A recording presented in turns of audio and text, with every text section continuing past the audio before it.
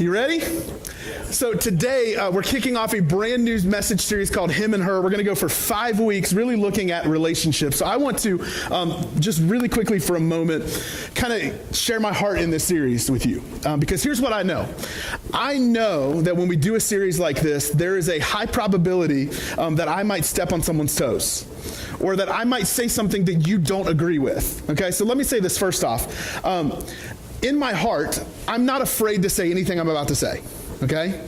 But I also love everyone in here and I value you. And so I do not want anything, my hope is that nothing I say comes off as disrespectful to you or disrespectful to something you believe or you think about. I'm just telling you as best as I can how I believe God intends relationships to work. How if we want to have the best relationship possible, we got to do it God's way, because I really believe that since God created everything, He knows best how everything works. Right? If I built a watch, which I would never do because I'm not smart enough to do it, it would be ridiculous of you to come up to me and tell me how that watch works and how intricately it's made. Like, no, you don't get to tell me that. I get to tell you because I made the watch. God gets to have the final say on relationships because He created relationships. Even in the beginning, we see the first time that God says something is not good, guess how He fixes it? With a relationship. He gives the woman to the man. And so we want to do our best in this series to look at what God says about relationships, really from start to finish, from attraction, like we're going to talk about today, all the way through for the next few weeks. I'm going to let you know, I'm going to give you a heads up as to what we're talking about, because there may be a week or two, or 3 or 4, that you might not want your children in here for. Okay? So this week we're talking attraction. Next week we're going to talk about the idea of seasons in relationships. That should be decently safe for your children. Week 3, though, we're talking about sex. Here's what I'll tell you. Unless you want to have some really interesting conversations with your kids that day, I would keep them out of this room, okay? We have an awesome kids ministry, people that are trained, equipped, love children. I would say that week you really want to keep them in there. But hey, if you don't, I'm just going to let you know. I'm not going to not say something because there's a 10-year-old in here, okay? Your 10-year-old's going to probably cry. Just letting you know ahead of time. What is this? Yeah, that's what it is, right? Talking about it. So we're going to talk about that. For the 4th week of the series, we're going to talk about conflict and how do we manage that. If you're married in here, that might be a really great week for you. Or if you have like some friends that they fight a lot, right? So like I have a friend who they fight a lot in their marriage, might be a really great week. And then the last week, we're going to really talk about how we pursue our spouse for the long haul. How when we're in this relationship where it can kind of get monotonous and it can kind of seem normal, how do you make sure that it's a lifelong pursuit till death do you part? Because we don't care about relationships just when they're starting. We care about them all the way through. So we're going to talk about that. But here's my heart in this series, and then we're going to pray, and then we're going to talk, okay? My heart in this series is actually very simple. My goal is that you never settle for less than God's best. That you never settle for less than God's best. As basic as it is, here's how basic it is for me. A high schooler told me this week. I never want you to settle for less than God's best, because I really do believe God has a great design for relationships. And so even when I say something that maybe it presses against you, I'm not saying it to make you feel bad. I'm saying it because I don't want you to settle. If I say something you don't like, I'm not saying it to make sure you don't like something or just to get a rise out of you. I'm saying it because I don't want you to settle. Are we on the same page? So do I hate you? No, I love you like crazy. What I want is God's best for you. I don't want you to settle, okay? All right, so let's pray together, and then we're going to jump into the Song of Songs and look at one of the hottest books of the Bible.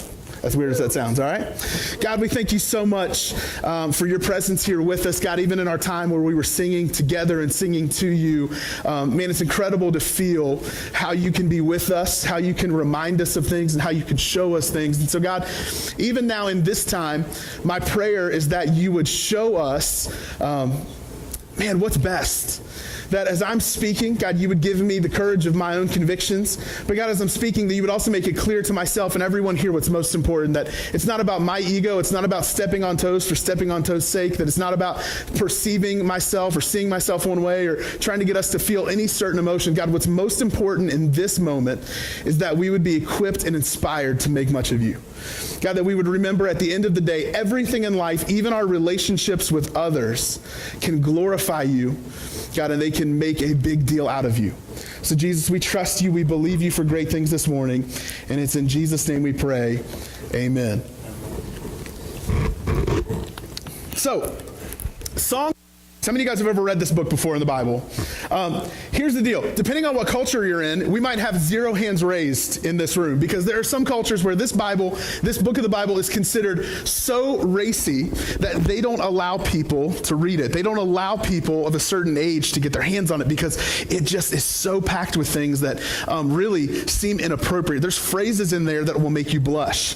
There's passages in there that might make you sweat under the collar a little bit, or might make you look at your spouse and go, right? Because there's some things in there that just are, they're packed with emotion, they're packed with passion. And if you don't believe me, man, just listen to the very first, the second verse of this book. The woman speaking of the man, she says this, she says, kiss me and kiss me again.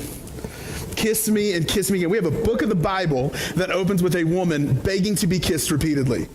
How awesome is that book of the Bible, right? You're thinking, I've never read the Bible before because this is great, right? She is her love language is physical touch at this point, right? She's excited. She sees this man and she goes, kiss me and kiss me again, right? Maybe you've had this kind of feeling before. You see somebody and you're like, my lips have never felt lonely before, but they do now, right?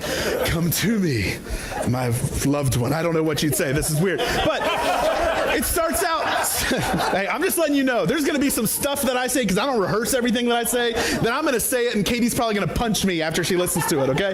Because I'm going to tell you some funny stuff today, too, so you're going to love it. But her relationship with this man, which really the Song of Songs can be seen one of two ways. It can be seen as an allegory for the relationship between Christ and his church, or it can just be seen for what it reads as, and that's a relationship between a man and a woman and navigating that. And we're going to look at really the second interpretation, this navigating this relationship. But she starts out her relationship with the man just where every single one of ours starts, and that's a physical attraction. Right? At the very beginning, that's all you really have to go off of, right? Like, you don't get into somebody's brain or heart without seeing them first normally, right? Most of us start at some idea of physical attraction, but hopefully what all of us can understand is that physical attraction is not enough to make a relationship last. It's important, but it's not the most important thing. Right? It's not the vital thing to a relationship. There's more to it than just someone's beauty, more to it than just what someone looks like from the outside. In fact, let me give you a couple reasons why looks alone are not enough. Okay, first thing is this, is that beauty is deceptive. Okay, so think about it. For those of you who have dated before, how long can good looks hide crazy? Oh my God. Right? Think about that. Like, how many times you've been like, man, if I could just go out with her, it'd be awesome. And then you're on that date with her and thinking, I don't feel safe riding in the car with her anymore. This is scary, right? You're nervous. Beauty's deceptive because, let's be real, even ladies, this happens to you. You see a guy and every time he opens his mouth, you're going, but he's pretty, right? And you just like want to pet his face because you're thinking, how is someone this dumb, right? Beauty is deceptive because it can hide things for a little bit. Next thing is this, beauty is fleeting, right? How many of you guys know that the way you look now is going to be very different than the way you look 10 years from now? My wife and I started dating, we were 19. She's still really good looking, but if I showed you a picture of me at 19, I look much younger and much less hairy, right? I have got hair in places I didn't know you could grow hair at 30 years old. At 19, I had just like this patch of hair on my chin that I wanted to grow out so long because that's like the first time I could really do it, right?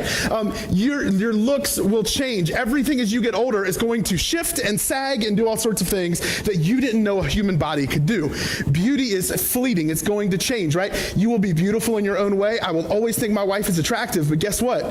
There's going to come a day where people don't look at me and go, he could be a model, right? Because beauty is fleeting. But the next thing is this we got to understand about beauty, man, is that beauty evolves. Like, standards shift. Ideas on beauty change. If you don't believe me, take me to Southeast Asia sometime and you will see women flock to me like the salmon of Capistrano, right? That's a Dumb and Dumber quote for those of you who've never seen Dumb and Dumber. It's really good. One of my favorite movies. But you will see women flock to a man like me for two reasons. Number one, I'm pasty white. And even if I have a tan, it's really just a glorified sunburn, right? My skin just hasn't peeled yet. And I'm heavy. So they look at me and go, rich white boy. He has to be rich because he can eat whatever he wants. He doesn't have to work outside. So I go there like I did when I was right before I got married, and women just keep coming up to me and my friend who used to play in the NFL thinking they have all the money in the world. And we're like, nope, we broke, right? But it seems like it. So here, beauty evolves, man. It changes from place to place. It changes from culture to culture. There are going to be things and seasons where you look at what we considered beautiful 20 years ago. Somebody say hello to some weird bangs, right? That's different now, right? There's some things that I would have worn at some point in my life. Say hello to Jinko jeans that were considered awesome, right? These jeans, if you don't know what Jinkos are, the leg opening was like the size of the barrel of my chest, right? The bigger the legs, the better. That now, we can't get jeans tight enough, right? If you're not going to the hospital having to cut those suckers off, they're not good, right? Beauty evolves, it changes, it's fleeting, it's deceptive. So beauty's not in us. Here's what we're gonna look at this morning for like the next 15 minutes. We're gonna look at, if that's not enough, then what should we be looking for and what should we be developing in ourselves? Now here's what I'll tell you. If you're single, this is incredibly important for you. Because when you decide to get married, that is one of the biggest decisions you'll ever make, right? You want to make sure that you're not buying that stock low thinking you'll change it and it'll get better someday. I want to marry somebody, if I were you, that truly is chasing after Jesus and makes your life better. I don't want you to settle. If you're married, here's why this is still important for you, is because you should constantly be developing these things to make sure that not only are you attractive to your spouse, but you're attractive to God. That you're developing these things in your heart that are going to make an impact on your life, on the life of your wife or husband, on the life of your children, your grandchildren. You should be constantly developing these things and looking for them. So even fellas, if you've got a wife, you're called to be her pastor, you should be helping her develop these things as well.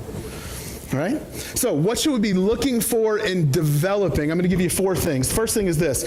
We should be developing and looking for character. Character.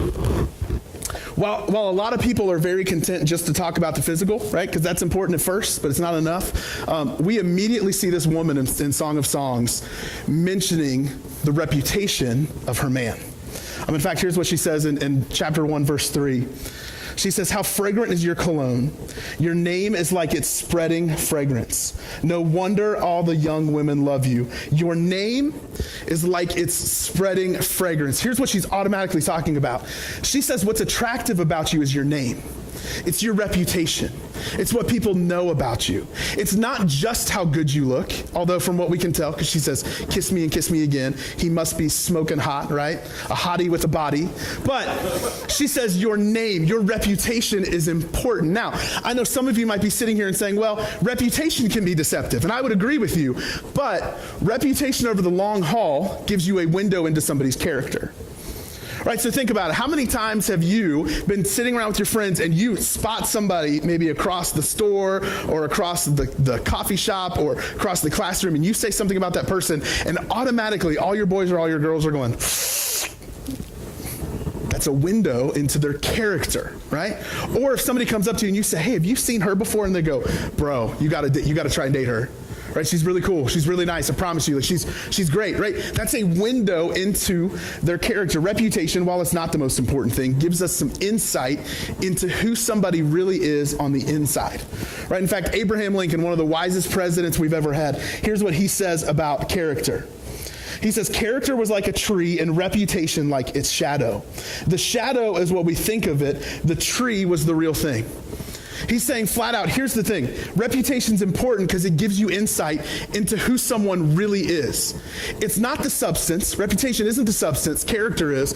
But reputation will give you some insight. Now, here's where this gets scary. I was a student pastor for years. And so I worked with students, and there was this term that student pastors throw around because you see it so often. It's called evangelidating, right?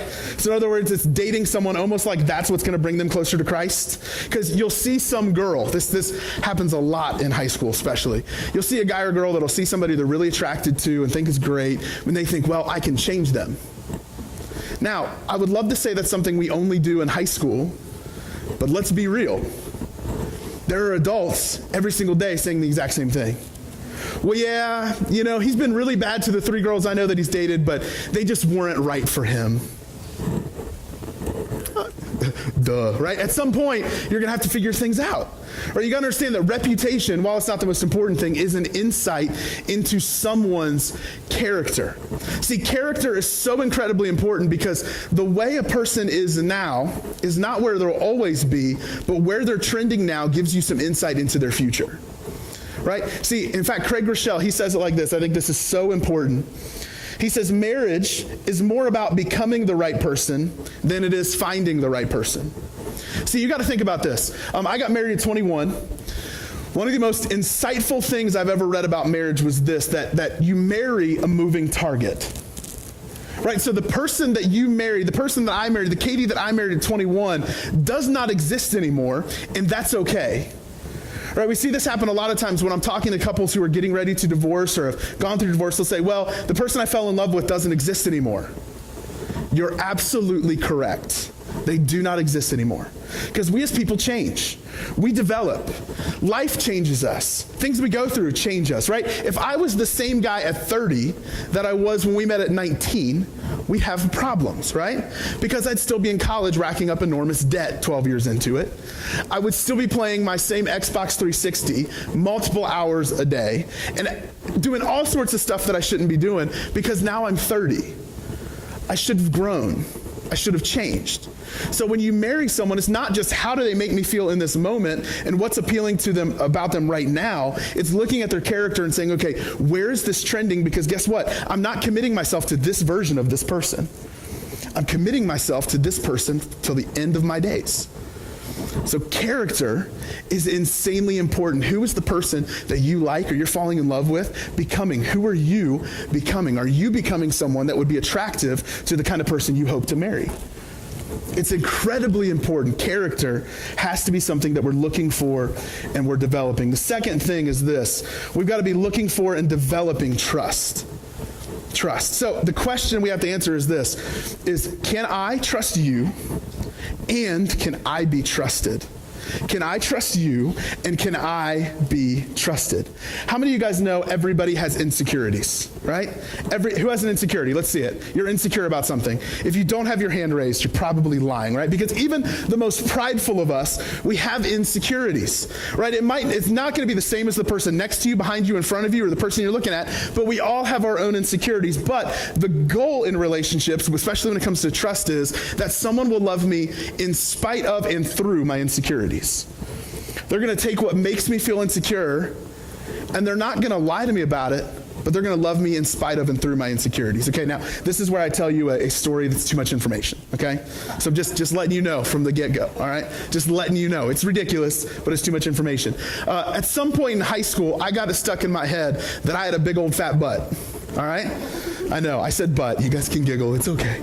I thought, because one day, I'm not going to lie, I saw myself, I worked at a pharmacy, so I had to have my shirt tucked in, tie every single day. And I remember just glancing in the mirror one day and being like, that's a badonkadonk. And being really self-conscious about it and going, I don't ever want to tuck a shirt in again. So I made sure to wear the lab coat at work, make sure things were covered. If I put on a suit for a dance, I want to make sure it was long. And I just remember for years being insecure about this. It didn't wreck my life. It just something I thought about. And I remember one time when Katie and I were dating, we had been together for less than a year. And I remember just kind of jokingly bringing it up. She's like, oh, you should tuck your shirt in. I'm like, I don't want to tuck my shirt in. And so I had to tell her why, right? Because she's just going to keep asking about it. And so I said, well, babe, I got this big old butt. And she looked at me, and here's what she said, all right? Because to those of you who know me now, you know I love my butt, all right? She said, you don't have a big old butt. You have a cute little butt. And you know what I wanted to do right then and there? Bro, let me tuck this shirt in, right? I want to show this thing off. Truly, seriously though, here's the deal. As funny as that is, man, that was a great moment where I learned I could trust Katie, right? She loved me through and in spite of my insecurity. For every single one of us, we need to find somebody who does the same thing, right? Nobody's going to make your insecurities completely go away.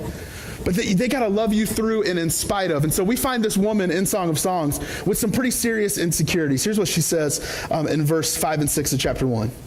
She says, I'm dark but beautiful, dark as the tents of Kedar, dark as the curtains of Solomon's tents. Don't stare at me because I'm dark. The sun has darkened my skin. My brothers were angry with me. They forced me to care for their vineyards, so I couldn't care for myself, my own vineyard. Her insecurity is that her skin is dark. So you want to talk about beauty evolving. In our culture, the darker the skin, the better, right?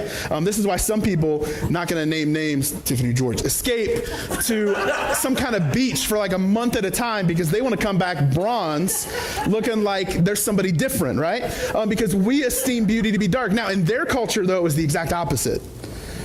In their culture, if you were dark, that meant that you were poor because you couldn't care for yourself. You couldn't decide what you wanted to do. You were forced to do manual labor out in the field, and that's why you're dark. So they would look at you and automatically assume that you're poor and that you can't care for yourself. Now, here's the deal. Her looks are not a reflection on her heart, but she shares this insecurity with the man. She shares her insecurity with the man in Song of Songs. And I want you to notice what he says. She says, I'm dark. Don't look at me because I'm dark. He says, how beautiful you are, my darling, how beautiful. Like a lily among thistles is my darling among young women. He says, you're special. I don't care how dark you are. You're beautiful to me. See, she just learned that he can be trusted with her insecurities. He's not going to use that against her, because here's what I'll tell you, and this is especially true for the ladies in the room. You have to be careful when you see how someone responds with your insecurities. Some people will love you in spite of and through them, and some people will use your insecurities to their advantage. If a man only says he loves you because you'll sleep with him, you need to get a new man. If somebody is only going to give you affirmation when you do what they want you to do, and this is true for guys or girls, you need to get a new person. If they're only happy with you when you do what they want, and they make you feel like garbage about yourself all the other times, it's a problem, and you need to be aware of that. It's a red flag. Just like reputation can be a red flag, seeing how someone handles your insecurities is another huge red flag you need to look at. We have to be looking for and developing trust. All right, here's the third one, and this is one of the fun ones for me, okay? We need to be looking for and developing standards in our relationship. We'd be looking for and developing standards in the relationship. So if you're somebody who's just looking to hook up, you're going to hate what I have to say for the next 3 minutes, okay? Just letting you know. You're going to hate it. Because I truly believe that having standards is beautiful. I believe having boundaries in your relationship is absolutely attractive. I think it's great. I think it's godly. I think it's awesome, okay? I think if we're going to do relationships the way that God intended, we have to do those within certain boundaries, right? Because God has a plan for relationships that work, and they work really, really well, okay? So in Song of Songs, in chapter 1, in verse 7, this is what the woman says to the man, and this gives us some insight into her boundaries and into her standards. She says this, tell me, my love, where are you leading your flock today? Where will you rest your sheep at noon? She's saying, I want to know where you are. I'd like to come see you, right? But listen to what she says next. She says, for why should I be like a prostitute among your friends? Why should I be like a prostitute? In other translations, it uses this phrase, why should I be like a woman with a veiled face? Why should I do that? Right? Because in their day, it was customary for a woman to get attention, for a woman to get the company of a man. She would throw herself at these guys. They would go out into the fields with their face covered, and they would just begin to physically entice every man they could find, because what they wanted was that companionship. What they wanted was the possibility of getting pregnant and having that tie together for the rest of their lives. What they wanted was to physically put themselves out there so that maybe someone will love me. Physical love and maybe should not go together. Ever. Right? Physical love is something that God's given us that's absolutely beautiful. And I want you to know this about the Song of Songs. When she gives her standard, the man is not afraid of those. He's not scared of those boundaries. He readily embraces those boundaries. She says, where are you? Where will you be bringing your flock around noontime? And he goes, here's exactly where I'm going to be. I want to see you. I want to be with you. Right? Standards in a relationship are beautiful. Now, here's the problem that we tend to have with standards. For a lot of people, we will have standards as long as we're not too lonely or too horny. Does that make sense? We will have standards as long as we're not too lonely and we're not too horny. As long as I'm not too excited, then I can have a standard. I can talk about standards all day. But if you get me in the heat of the moment, those standards fly out the window of my back seat. Right? See, here's the problem when it comes to standards is we are big on verbalizing standards, but we're not very big on actually living those standards out because they're difficult. Let's be real. I think most of us would agree that standards are a good thing. I think most of us would agree that boundaries are a healthy thing, but it's harder and harder to agree when things are getting hot and heavy, right? It's harder and harder to agree when somebody's unbuttoning my shirt. It's harder and harder to agree when she's texting me pictures of herself, or it's harder and harder to agree when I seem to get the affirmation I want. It's harder and harder to follow those standards because I feel really alone. I'm seeing all these other people with their future spouse. I'm seeing everybody else's life work out. They didn't do things the right way, so maybe I need to just settle. Here's the truth of it. If you don't have standards, you need to understand this. You are building a poor foundation for your future. What we do now builds a foundation for 10 years from now. I'm not telling you that the goal is to be perfect, but I'm telling you the goal should be to realize the standards, the boundaries that God puts in place, and to follow those to the best of your ability. Because for every single one of us in a relationship, here's what we have to understand. We're all making one of two choices. We are either deciding to mutually honor God together, or we're deciding to mutually sin together. I don't say that to step on your toes. I say that because just to remind you, I never want you to settle for less than God's best for you. I'm not going to say I was perfect. I was not perfect. But I'm telling you, there are things that Katie and I, good, healthy boundaries that we put in place in our relationship that have made our relationship so much stronger now, 8.5 years in, 30 years old, first kid on the way. Boundaries are important and beautiful and God-honoring. All right? We need to be looking for and developing standards. And here's what I'll tell you just real quick before we move on to the last thing. A quote that has helped me in so many ways, whether it's in leadership, in life, whatever. It's from a pastor named Andy Stanley. He says, always choose the hard right over the easy wrong. Always choose the hard right over the easy wrong. You will never regret making the right decision, but you will absolutely regret giving in and making the wrong one. Always choose the hard right over the easy wrong, all right? Fourth thing, now that everybody's got really quiet on me because I talked about sex for a minute, that's all right. I knew that was going to happen. Here's the fourth thing that we should be looking for and developing is a spirit of encouragement. A spirit of encouragement. In other words, here's the question for this one. Am I getting closer to God because I'm with this person? Are they encouraging me in the way I should go? Or are they encouraging me in the way they want me to go?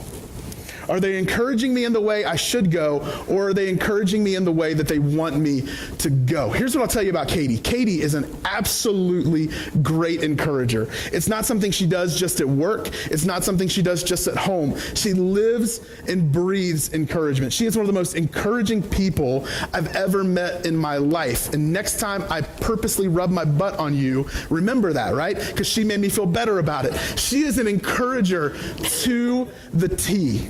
There have been so many mornings where I've woke up doubting myself, hating something about myself, and I wake up and there's a note waiting for me that she's already written. There are so many times where I just need in that moment to be encouraged, and there's a text message waiting for me. Or she makes me something that I really like, right? She is an encourager to the T, and we all need somebody in our life that can encourage us in the way we should go, not in the way that they want us to go. Are you genuinely becoming a better person because you're with that person? I really hope that you can see clearly if that's happening or not. If when you're with someone, you catch yourself constantly doubting yourself and second guessing what you're saying, what you catch yourself laughing at, what you catch yourself feeling, the positions you catch yourself in, that might just be the Holy Spirit nudging in your heart saying, it's time to make a change. Always choose the hard right over the easy wrong.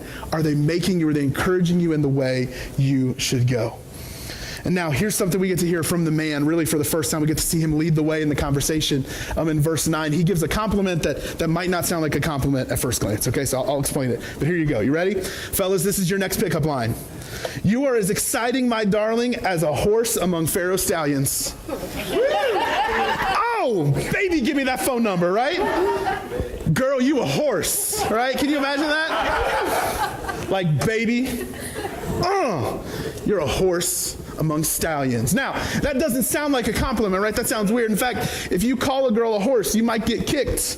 Just throwing that out there. But he's making this compliment that culturally you have to understand a little bit. Pharaoh had this one horse that was purebred white horse.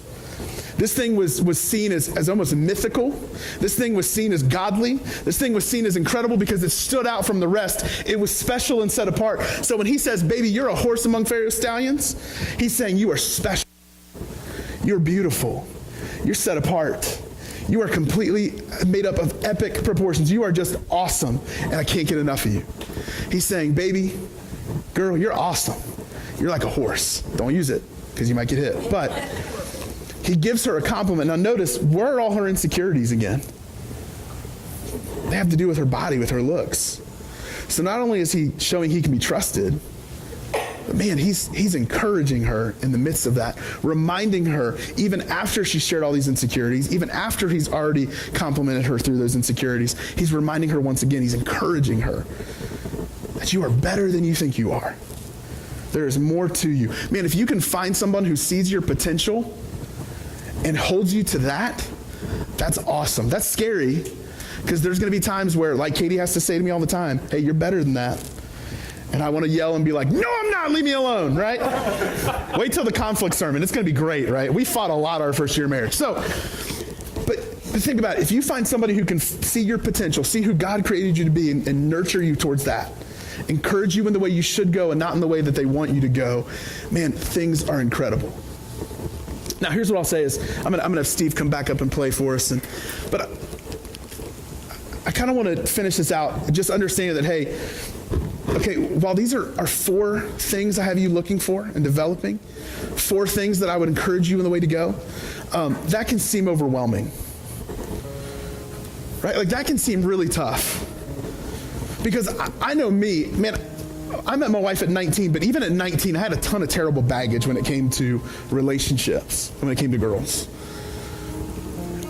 I can't imagine, had I not met Christ when I met Christ, and had I not met my wife when I met my wife, I'd probably have a lot more baggage and a lot more issues. Life would have beat me up a lot more. And I can imagine that hearing something like this can seem impossible. That for some people in here, maybe you're already resigned to, like, well, that's great for them, but can't do it. Can I just encourage you for a moment? The only person telling you can't do it is the devil. The only person telling you can't do it, that little voice in the back of your head that's telling you you don't have what it takes, I mean, that's the enemy who wants to steal, kill, and destroy God's best life for you. But Jesus took what seemed impossible, and he used it as an opportunity to lay down his life for us. So even things like this, even these things where we have these horizontal relationships with other people, he took care of it so that nothing would seem impossible for us. I mean, we don't just have to believe God for these crazy big miracles and asking God to do things like make the sun stand still and raise the dead. That's awesome. That's great. But we need to trust God sometimes enough that he can just help heal a relationship, that he can help give me a standard deep in my bones that I feel and that I want. I mean, he can give me the conviction to walk out my faith in very tangible ways when it comes to how I relate to people. God doesn't just care about the vertical, man. God cares about the horizontal so much. He cares about the relationships we have with others. So my thought for you is this. If you want a great, God-honoring relationship, you need Jesus. If you want to have hope where relationships have been messy for you in the past, you need Jesus. If you want to get past your past so you can embrace the relationship God has for you, you need Jesus. Of all the things in my marriage that I would say have made it work, and we're not perfect, we're very far from it, mostly Katie. See, that's where I'm going to get hit and yelled at. Now you know to pray for me. Of all the things that have made it work, I can tell you it's not been any one thing that I've done or any one thing that she's done. It's been that we decided that Christ was absolutely going to be in charge of our marriage. That has allowed me to sacrifice for her. That has allowed her to keep a short list of accounts with me where I've done things wrong. That's allowed us to forgive when we didn't know if we could forgive. If you want to have a great relationship with someone else, you need to have a relationship with Christ.